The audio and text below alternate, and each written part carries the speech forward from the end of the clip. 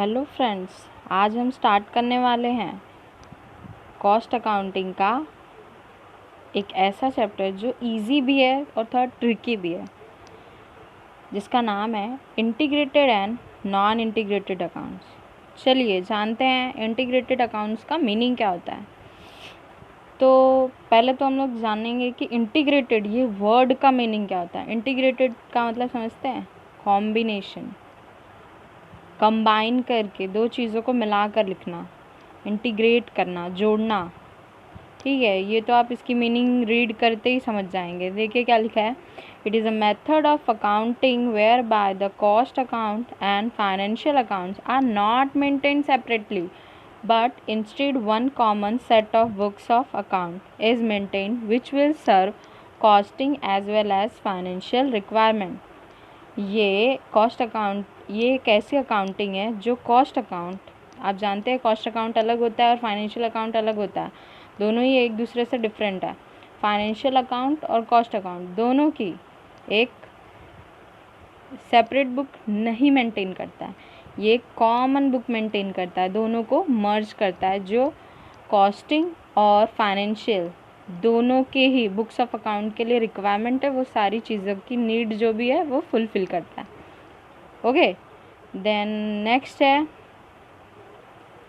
Non integrated accounts. Non integrated, integrated का मतलब होता है कॉम्बिनेशन या कंबाइन करना, और तो फिर नॉन इंटीग्रेटेड का मतलब क्या हो जाएगा, सेपरेट, अलग।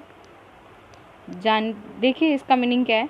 It is a technique of maintaining separate sets of books for costing as well as financial requirements. This kind of accounting is widely used in the market because it leads to no confusion at all. ये एक ऐसी technique है जो separate set of books बनाती है। Costing का अलग account बनेगा उसके बुक्स ऑफ अकाउंट में और फाइनेंस का अलग बनेगा। समझ रहे हैं? अंडरस्टैंड?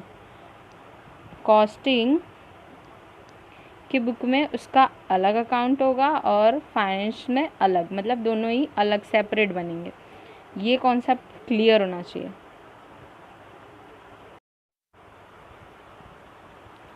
इसके बाद देखेंगे कि किस चीज़ को क्या कहा जाता है। कॉस्ट अकाउंटिंग के इस चैप्टर में हर वर्ड को अलग नाम दिया गया है, हर अकाउंट को अलग नाम दिया गया है। देखिए रॉ मटेरियल, अगर आपको कॉस्ट शीट का वो फॉर्मेट याद होगा तो ये पूरा कॉस्ट शीट का वही फॉर्मेट बनाया है मैंने।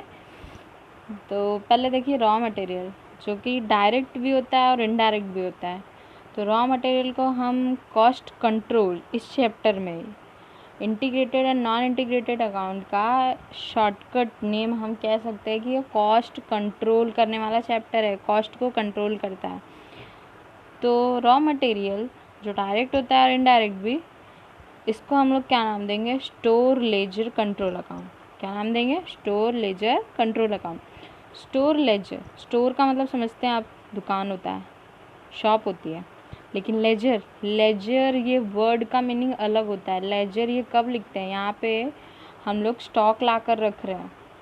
स्टोर लेजर कंट्रोल अकाउंट, बस हमें कुछ नहीं, वो कॉस्ट शीट का फॉर्मेट रेडी लर्न होना चाहिए, और हर एक अकाउंट के पीछे हमें कंट्रोल अकाउंट ऐड करना है। जैसे देखिए वेजेस डायरेक्ट भी होता है और इनडायरेक्ट भी होता है, उसे वेजेस कंट्रोल अकाउंट ये नाम दिया गया है। फिर होता है direct expense. Direct expense, direct expense के नाम में यदि यहाँ पे इनडायरेक्ट नहीं फाइंड आउट करेंगे, डायरेक्ट एक्सपेंस का नाम हो जाएगा डायरेक्ट एक्सपेंसेस कंट्रोल अकाउंट। फिर हम आता था प्राइम कॉस्ट, यहाँ प्राइम कॉस्ट का कुछ नाम नहीं आने वाला है, प्राइम कॉस्ट नहीं आएगा। फिर factory overhead, factory overhead, overhead ये एक तरह का खर्चा हो गया। तो फैक्ट्री और वर्क, फैक्ट्री को फैक्ट्री तो नाम देंगे ही, या फिर इसे वर्क भी कह सकते हैं, वर्क्स ओवरहेड कंट्रोल अकाउंट। फिर है WIP, WIP क्या होता है, work in progress. Work in progress होता कहाँ है, मशीन में, तो इसे नाम देंगे WIP, work in progress laser control account, क्योंकि यहाँ पे स्टॉक की ज़रूरत पड़ती है। उसके बाद ऑफिस एंड एडमिनिस्ट्रेटिव ओवरहेड, या ऑफिस एंड एडमिनिस्ट्रेशन ओवरहेड, इसे नाम देंगे office and administration overhead control account. फिर फिनिश स्टॉक, अब स्टॉक फिनिश्ड हो चुका है, नाम से ही पता चल रहा है स्टॉक फिनिश्ड हो चुका है, बनाकर हो चुका है, कंप्लीट है, फिनिश प्रोडक्ट है, तो वो हम कहाँ रखेंगे, गोडाउन में। फिनिश स्टॉक को रखेंगे कहाँ पे, गोडाउन में, और इसे नाम क्या दिया गया है, finish stock ledger control account. फिर सेलिंग एंड डिस्ट्रीब्यूशन ओवरहेड, अब जब हमारा जो प्रोडक्ट है वो रेडी हो चुका है तो उसे सेलिंग के लिए देना ही पड़ेगा, तो सेलिंग एंड डिस्ट्रीब्यूशन ओवरहेड, तो इसे क्या नाम दिया गया है, selling and distribution overhead control account. Next है कॉस्ट ऑफ सेल्स, इसके बाद आता है कॉस्ट ऑफ सेल, तो वो हमारी इस बुक में कॉस्ट अकाउंटिंग के इस चैप्टर में इसका नाम कॉस्ट ऑफ सेल्स ही है। फिर सेल्स का भी नाम सेल्स ही है, सेल्स अकाउंट। फिर आते हैं अदर अकाउंट, जो थोड़े इंटरेस्टिंग है, देखने के लिए इम्पोर्टेंट पार्ट है इस चैप्टर का। जैसे देखिए हम जानते हैं creditor, debtor, cash, capital, asset, profit etcetera. आप बोलेंगे कि ये तो फाइनेंस के टर्म्स है, तो इसीलिए इसको एक सिंगल नेम दिया गया है जो कि है कॉस्ट लेजर कंट्रोल अकाउंट। क्या नाम दिया गया है, कॉस्ट लेजर कंट्रोल अकाउंट, या फिर और जनरल लेजर एडजस्टमेंट अकाउंट। क्या कह सकते हैं, जनरल लेजर एडजस्टमेंट अकाउंट, ठीक है। फिर देखते हैं कि इसमें कौन कौन से अकाउंट बनेंगे और उसकी एंट्रीज क्या होंगी। मैं आपको एक ट्रिक सिखाने वाली हूँ, इसमें देखिए, ध्यान से देखिएगा।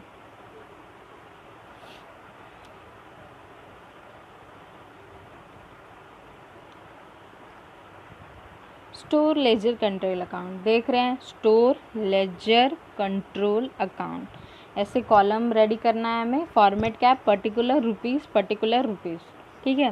जितने भी अकाउंट बनेंगे सबका फॉर्मेट यही रहेगा, बस लिखना अलग रहेगा, ठीक है। तो आप फर्स्ट देख रहे होंगे यहाँ पे टू बैलेंस ब्रॉट डाउन दिया है। क्या दिया है, to balance brought down.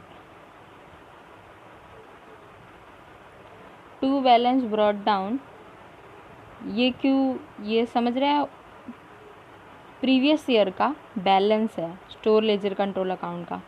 Previous year का बैलेंस हमें दिया होगा, क्वेश्चन में एक ट्रायल बैलेंस दिया होगा, ट्रायल बैलेंस में हमें यह अमाउंट दिया होगा। अगर अब हमने ट्रायल बैलेंस की बात की है तो ट्रायल बैलेंस में store ledger control account, cost ledger control account, WIP ledger control account, ये सारी चीज़ों के इंफॉर्मेशन प्रीवियस ईयर के दिए हों। ओपनिंग बैलेंस जो होगा उसका वो दिया होगा, तभी ये आप समझ गए होंगे। टू बैलेंस ब्रॉट डाउन, ये प्रीवियस ईयर का हमारा बैलेंस है। फिर ये क्या है, to general ledger adjustment account, नीचे हमने लिखा भी है परचेज ऑफ DM यानी कि direct material and indirect material. ये जनरल लेजर एडजस्टमेंट यहाँ पे क्यों आया, आपको पता है, हमें क्वेश्चन में दिया होगा कि हमने मटेरियल परचेज किया या फिर मटेरियल का एक्सपेंस इनकर्ड किया, ठीक है, मटेरियल इनकर्ड हुआ है या परचेज हुआ है, तो हमारी एक एंट्री बनती है। क्या बनेगी, एक एंट्री बनेगी जिसको लिखेंगे, क्योंकि हमारे यहाँ पे देखिए हमें वो फाइनेंस के टर्म याद रखने हैं। Debit word comes in, credit word goes out, golden rule भूलने नहीं है। तो यहाँ पे देखिए हमारा पैसा जो है वो जा रहा है, पैसे को, कैश को हम लोग ने क्या वर्ड दिया था, जनरल लेजर एडजस्टमेंट अकाउंट या कॉस्ट लेजर कंट्रोल अकाउंट। तो हमारा पैसा जा रहा है तो वो क्रेडिट होगा, टू में लिखेंगे। और बाय में डेबिट में क्या आएगा, स्टोर लेजर परचेज कर रहे हैं, रॉ मटेरियल परचेज करें ना, रॉ मटेरियल टू कैश, तो उसे लिखेंगे कॉस्ट के लैंग्वेज में store ledger control account debit to general ledger adjustment account. इसकी एक एंट्री यहाँ होगी तो एक entry general ledger adjustment account के बुक में होने वाली है, ठीक है। फिर क्रेडिट साइड में देखेंगे लिखा है by WIP ledger control account. अब हम लोग ने जो डायरेक्ट मटेरियल ख़रीदा है उसे क्या हम लोग अपने पास सेव करके रखेंगे? नहीं ना, हम उसे फैक्ट्री में काम करने के लिए लेकर आए हैं तो उसे काम करने के लिए लगाएंगे भी, यूज़ भी करेंगे उसका। तो हम लोगों ने उसको वर्क इन प्रोग्रेस यानी कि मशीन में डाला, वो डायरेक्ट होगा। याद रखिए ये जो DM रिकॉर्डेड है ना, हम लोग ने WIP में ही क्यों डाला? क्योंकि ये जो डायरेक्ट मटेरियल है हम लोग डायरेक्ट स्टोर लेजर से लेकर हम लोग ने कहाँ डाल दिया? WIP में। WIP यानी कि वर्क इन प्रोग्रेस में, work in progress ledger control. और अब आप बोलेंगे कि इनडायरेक्ट मटेरियल का क्या होता है? जो इनडायरेक्ट मटेरियल होता है ना वो हम लोग फैक्ट्री ओवरहेड में डालते हैं। पहले वो फैक्ट्री में प्रोसेस होगा, फैक्ट्री हैंडल करेगी, फिर वो मशीन में डालेगी। ठीक है, अब यहाँ पे कंफ्यूज मत हो कि फैक्ट्री में ही तो मशीन होती है, लेकिन फैक्ट्री में मटेरियल को रखा भी तो जा सकता है लंबे टाइम के लिए। तो फैक्ट्री अलग है, WIP अलग है। ठीक है, फैक्ट्री के बाद ही WIP होता है। तो डायरेक्ट मटेरियल को हम लोग कहाँ स्टोर करेंगे? WIP में। और इनडायरेक्ट को कहाँ स्टोर करेंगे? फैक्ट्री में। हम बैलेंस निकालेंगे तो फिर से बाय बैलेंस कैरिड डाउन आ जाएगा। समझ रहे हैं? नेक्स्ट, इसके बाद आता है wages control account. Direct material के बाद डायरेक्ट वेजेस आता है कॉस्ट शीट में, वैसे ही यहाँ पे वेजेस कंट्रोल अकाउंट। वेजेस को, डायरेक्ट वेजेस को हम लोग ने क्या नाम दिया था? Wages control account. Same format देख रहे हैं, पर्टिकुलर रुपी, पर्टिकुलर रुपी। पहले वेजेस का एक्सपेंस हमें इनकर्ड करना पड़ेगा। तो हमें दिया होगा क्वेश्चन में वेजेस इनकर्ड। तो वेजेस इनकर्ड हुआ मतलब हमारे हाथ से पेमेंट हुई है वर्कर्स को, तो क्या होगा? पैसा जा रहा है, फिर से कैश जा रहा है, गोल्डन रूल भूलना नहीं है। तो क्रेडिट वॉज गोज आउट, तो कैश जो है वो क्रेडिट हो जाएगा, 2 में आएगा। तो कैश को हम लोग ने क्या नाम दिया है? General ledger adjustment account. तो 2 जनरल लेजर एडजस्टमेंट अकाउंट। और डेबिट साइड क्या आएगा? Wages, direct wages. Direct wages को हम लोग ने क्या नाम दिया है? Wages control account. तो इसकी एंट्री ऐसी होगी, wages control account debit to general ledger adjustment account. ठीक है, ये अमाउंट आ गया। एक अमाउंट यहाँ ट्रांसफ़र हुआ है तो इसका second effect general ledger adjustment account में होगा। फिर अब वेजेस दिया है तो वो किस लिए पे किया है? क्योंकि वहाँ पे वर्कर्स ने काम किया है। हो सकता है वो डायरेक्ट मटेरियल पे काम किया होगा, हो सकता है वो इनडायरेक्ट मटेरियल पे काम किया होगा। तो पहले डायरेक्ट मटेरियल की बात करते हैं। डायरेक्ट मटेरियल होगा तो वो सीधे WIP पे चार्ज होगा by WIP ledger control account. एक इफेक्ट वेजेस कंट्रोल में और एक WIP में। तो यहाँ पे एंट्री ऐसी हो जाएगी by WIP ledger control account और DM चार्ज टू प्रोडक्शन। फिर अगर इनडायरेक्ट मटेरियल पे चार्ज क्या होगा? तो by factory overhead control account, और ये टैली हो जाएगा। नेक्स्ट, ये बहुत इजी अकाउंट होता है इसका। Next, direct expense control account. Direct expense control account, पहले डायरेक्ट एक्सपेंस इनकर्ड होगा तो इनकर्ड की एंट्री अब तक तो आपको पता चल गई होगी, 2 general ledger adjustment account. Direct expense paid हुआ और फिर इसे डायरेक्ट है तो चार्ज करेंगे WIP पे, WIP लेजर कंट्रोल अकाउंट, और ये भी टैली हो जाएगा। सेम फॉर्मेट है और कैश की भी वही एंट्री है और WIP डायरेक्ट चार्ज हो रहा है उसकी भी वही एंट्री है। फिर आता है हमारा फैक्ट्री ओवरहेड कंट्रोल अकाउंट। इसमें प्रीवियस ईयर का कभी कभी इंफॉर्मेशन दिया होता है, लास्ट ईयर का। तो टू बैलेंस ब्रॉट डाउन, अगर अंडर एब्जॉर्ब्ड है तो वो डेबिट साइड आएगा और ओवर एब्जॉर्ब्ड है तो वो क्रेडिट साइड बैलेंस होगा। तो ठीक है, अभी आपको याद होगा स्टोर लेजर में हम लोगों ने एक इनडायरेक्ट मटेरियल के एंट्री पास की थे, फैक्ट्री ओवरहेड। तो यहाँ पे दिखाई है, देखो सेकंड इफेक्ट यहाँ पे शो किया है, to store ledger control account. Wages की भी सेकंड एंट्री, वेजेस को भी इनडायरेक्ट इनडायरेक्ट मटेरियल पे जो चार्ज किया था वेजेस, वो भी यहाँ पे शो किया हम लोग ने, to wages control account, second effect है। ये शो करने के बाद हमें क्वेश्चन में दिया होगा factory overhead, factory expense incurred. तो इनकर्ड करने की एंट्री अब तक तो लर्न हो गई होगी, to general ledger adjustment account. देखिए यहाँ पे लिखा भी है FOH इनकर्ड, यानी कि फैक्ट्री ओवरहेड इनकर्ड किया गया। तो इसका second effect general ledger adjustment account में देखेंगे। और FOH जो होता है फैक्ट्री ओवरहेड, फिर उसके बाद इसकी एंट्री हो गई, उसके बाद इसे WIP पे ट्रांसफ़र किया जाता है। तो इसकी एंट्री हो जाएगी by WIP ledger control account. FOH absorb to production factory में जो भी चीज़ें हो रही थी उसे प्रोडक्शन के लिए यूज़ किया गया है, या फिर WIP के लिए आगे प्रोसेस को बढ़ाया गया है। ठीक है, फिर इसका जो भी बैलेंस आया, अगर डेबिट बैलेंस आया तो वो ओवर एब्जॉर्ब्ड है, अगर क्रेडिट बैलेंस आया तो वो अंडर एब्जॉर्ब्ड है by two costing P&L account, और टू बैलेंस कैरिड डाउन लिख सकते हैं, या फिर बाय कॉस्टिंग P&L अकाउंट और by balance carried down current year का।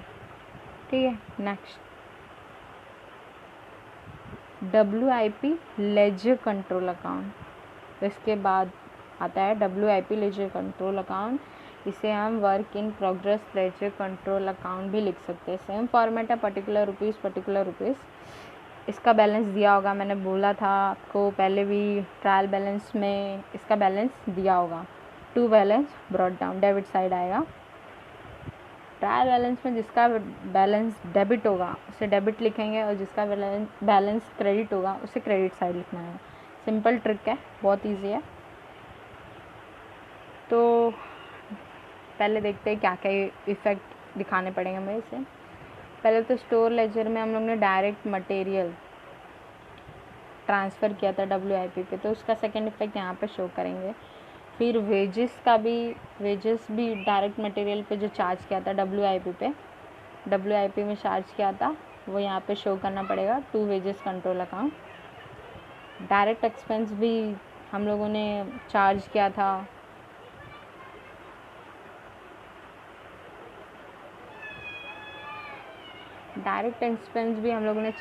था, ये WIP पे, उसका भी सेकेंड इफेक्ट यहाँ पे शो करेंगे। फिर फैक्ट्री ओवरहेड का भी सेकेंड इफेक्ट यहाँ पे ही शो होगा, to factory overhead control account.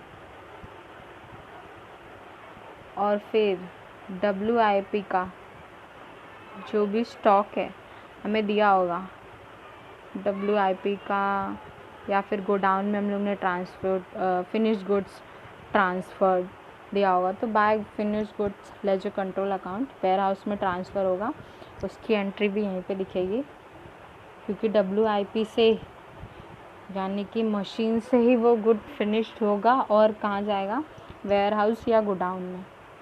यहाँ शो करेंगे, एक इफेक्ट यहाँ होगा और एक finish goods ledger control account में, या finish stock ledger control account में।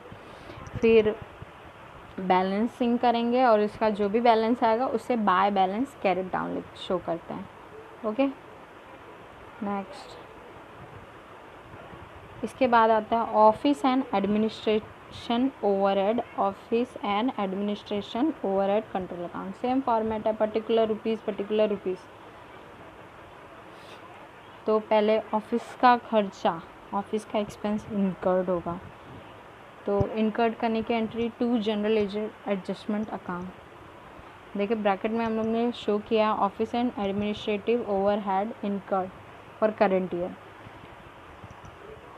जो भी ऑफिस और एडमिनिस्ट्रेशन का एक्सपेंस होगा वो हम गोडाउन के गुड्स के लिए ही कर रहे हैं, तो फिनिश्ड गुड्स पे इनकर्ड चार्ज किया जाएगा, एब्जॉर्ब किया जाएगा। तो इसकी एंट्री ऐसी होती है, finish goods ledger control account debit to office and administration overhead control account.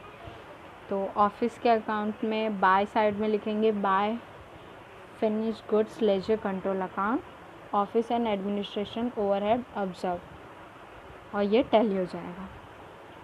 Understand? समझ रहे ना? नेक्स्ट हमारा finish goods ledger control account, देखिए इसका भी बैलेंस हमें ट्रायल बैलेंस में दिया होगा। डेबिट साइड है तो डेबिट में लिखेंगे टू बैलेंस ब्रॉट डाउन। उसके बाद WIP में हम लोगों ने इसे बाय साइड में लिखा था, तो यहाँ पे टू साइड में लिखेंगे to WIP ledger control account. ये इसका सेकेंड इफेक्ट है।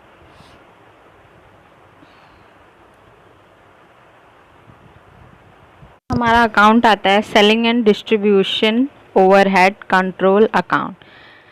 क्वेश्चन में हमें दिया रहेगा सेलिंग का एक्सपेंस इनकर्ड हुआ, तो हमारी जनरल एंट्री फिर से एक्सपेंस इनकर्ड करने की हो जाएगी to general ledger adjustment account.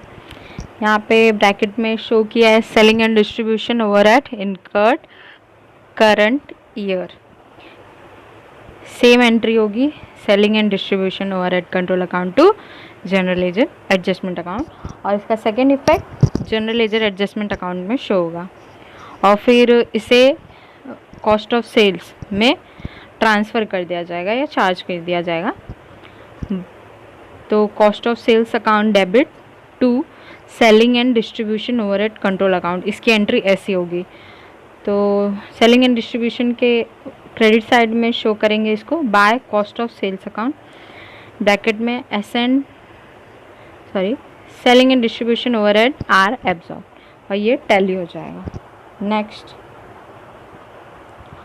Cost of sales. Cost of sales यहाँ पे finish goods, cost of sales account को कॉस्ट ऑफ सेल्स अकाउंट ही बोलते हैं। यहाँ पे ट्रांसफ़र हुआ है finish goods ledger control account, इसका सेकेंड इफेक्ट है। और selling and distribution overhead control account का भी यहाँ पे सेकेंड इफेक्ट शो करेंगे। और फिर जब इसका जो भी बैलेंस आएगा वो कॉस्टिंग P&L अकाउंट में जाएगा। जो भी इसका कॉस्ट आया वो हम लोग ने कॉस्टिंग P&L अकाउंट में ट्रांसफ़र कर दिया। अंडरस्टैंड? नेक्स्ट फिर आता है sales account. Sales account cash आएगा तो general ledger adjustment account debit to sales, तो सेल्स अकाउंट के क्रेडिट साइड में लिखेंगे by general ledger adjustment account. Finish goods जो भी था वो सोल्ड हो गया मार्केट में, ठीक है। और इसका जो भी बैलेंस आएगा वो कॉस्टिंग P&L अकाउंट में ट्रांसफ़र हो जाएगा।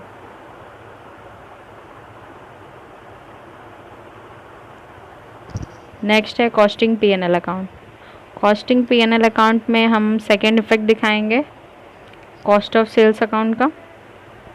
यहाँ पे देखिए फर्स्ट दिया है और सेल का एंट्री होगा, और टू साइड में था कॉस्टिंग P&L, तो यहाँ पे बाय साइड में। और इसका जो भी बैलेंस आएगा उसे जनरल लेजर एडजस्टमेंट में ट्रांसफ़र किया जाता है। नेट प्रॉफिट है तो डेबिट साइड, और नेट लॉस है तो क्रेडिट साइड। क्लियर है? नेक्स्ट ये हमारा बहुत ही इम्पॉर्टेंट अकाउंट है जनरल लेजर एडजस्टमेंट अकाउंट। यहाँ पे हमें सारी इन्फॉर्मेशन का सेकेंड इफेक्ट, जो भी क्वेश्चन में हम लोग ने अभी तक किया उसका सेकेंड इफेक्ट यहाँ पे शो करना पड़ता है। तो ये बाय बैलेंस क्रेडिट साइड में पहले देखते हैं। बाय बैलेंस ब्रॉट डाउन, ये ट्रायल बैलेंस में हमें ओपनिंग बैलेंस दिया था, ये क्रेडिट साइड में दिया रहता है तो क्रेडिट साइड में ही शो कर देंगे। देखिए यहाँ पे हम लोग ने स्टोर लेजर परचेज़ किया था उसकी एंट्री है, कैश गया था ना, तो by store ledger control account second effect है। फिर नेक्स्ट है बाय वेजेस कंट्रोल अकाउंट, उसको भी इनकर्ड किया था, सेकेंड इफेक्ट है। डायरेक्ट एक्सपेंस भी इनकर्ड किया था, उसका भी सेकेंड इफेक्ट यहाँ पे शो किया है। फिर फैक्ट्री ओवरहेड इनकर्ड किया था, उसका भी सेकेंड इफेक्ट यहाँ पे है। Office and administrative overhead incurred किया था, उसका भी सेकेंड इफेक्ट यहाँ पे। और costing selling and distribution overhead control account, उसका भी सेकेंड इफेक्ट यहाँ पे। फिर अभी जस्ट इससे पहले हम लोग ने कॉस्टिंग P&L अकाउंट देखा था, उसका सेकेंड इफेक्ट भी यहाँ पे शो होगा। सेल्स कैश जो हम लोग फिर डेबिट साइड आ जाते हैं, सेल्स जो हम लोग ने किया था, कैश गया था, तो general ledger adjustment account to sale था ना, तो सेकेंड इफेक्ट यहाँ पे कॉस्टिंग P&L अगर लॉस हुआ, नेट प्रॉफिट है तो वो क्रेडिट है, और नेट लॉस है तो वो डेबिट होगा। फिर जो भी बैलेंस आएगा to balance carried down. Okay, next हमारा स्टेप है जो बहुत इम्पॉर्टेंट है। मैंने आपको कहा था पहले भी कि ये जो मैं आपको ट्रिक बताने वाली हूँ, तो ये बहुत सिंपलेस्ट ट्रिक है। अभी तक जो भी आपने एंट्री पढ़ी वो आपको याद तो रह नहीं पाएगी, ह्यूमन नेचर है, भूल जाते हैं। रह सकता है तो अच्छी बात है, आपको लर्न रहेगा तो इट्स गुड्स, बट अगर आप नहीं लर्न कर पा रहे तो ये स्टेप याद रखिएगा। क्वेश्चन सॉल्व करते वक्त ये बहुत इंपॉर्टेंट ट्रिक है, ठीक है। देखते हैं, सेम कॉस्ट शीट का फॉर्मेट है, direct material, direct wages, direct expenses, इन सबको ऐड करने पे प्राइम कॉस्ट आता है। उसके बाद फैक्ट्री ओवरहेड, फैक्ट्री ओवरहेड में ऐड करते हैं opening stock of WIP, less करते हैं closing stock of WIP। Office and administrative overhead आता है, फिर उसमें ऐड करते हैं opening stock of finish goods, less करते हैं closing stock of finish goods. Next आता है सेलिंग एंड डिस्ट्रीब्यूशन ओवरहेड, फिर आता है कॉस्ट ऑफ सेल, प्रॉफिट यानी कॉस्टिंग P&L और सेल। फिर देखिए स्टेप है इसके, इनकर्ड करने की एंट्री तो आप लोगों को लर्न होगी। जो भी चीज़ परचेज करेंगे, इनकर्ड करेंगे, वो डेबिट होगा और कैश क्रेडिट होगा, यानी कि जनरल लेजर एडजस्टमेंट क्रेडिट होगा। तो उसके बाद ना ट्रांसफ़र करना पड़ेगा हमें। क्वेश्चन में जो भी चीज़ें दी होगी वो चार्ज करनी पड़ेगी, charge to production, charge to finish goods, ऐसा दिया रहेगा हमें क्वेश्चन में। तो ये उसके स्टेप्स हैं। देखिए पहला स्टेप है डायरेक्ट मटेरियल, इनडायरेक्ट भी हो सकता है, डायरेक्ट भी। डायरेक्ट मटेरियल डायरेक्ट चार्ज होगा WIP पे, मशीन में, सीधे मशीन में, स्टोर से सीधे मशीन में चला गया। और इनडायरेक्ट मटेरियल पहले फैक्ट्री में जाएगा, फिर WIP में जाएगा, ठीक है। डायरेक्ट वेजेस ये डायरेक्ट भी हो सकता है, इनडायरेक्ट भी। तो डायरेक्ट वेजेस भी डायरेक्ट WIP पे चार्ज होगा, और इनडायरेक्ट जो होगा वो फैक्ट्री पे चार्ज होगा। डायरेक्ट एक्सपेंस सीधे WIP पे चार्ज होगा। फिर फैक्ट्री ओवरहेड, इसका एक्सपेंस इनकर्ड होगा, और उसके बाद ये WIP पे चार्ज होगा। अब जो भी WIP यानी कि मशीन में जो भी काम हुआ है, काम होने के बाद वर्क इन प्रोग्रेस था, तो अब फिनिश गुड्स हो गया होगा। तो गुड्स फिनिश्ड हो गए तो उससे गोडाउन में ट्रांसफ़र करना पड़ेगा। तो WIP से पहले हम लोग फिनिश्ड गुड्स को ट्रांसफ़र करेंगे। उसके बाद ऑफिस एंड एडमिनिस्ट्रेटिव ओवरहेड का एक्सपेंस इनकर्ड होगा, और उसे भी ट्रांसफ़र करेंगे। फिर फिनिश गुड्स बन गए तो हम क्या उसे गोडाउन में ही रखेंगे? नहीं, सेलिंग के लिए भी बेचेंगे।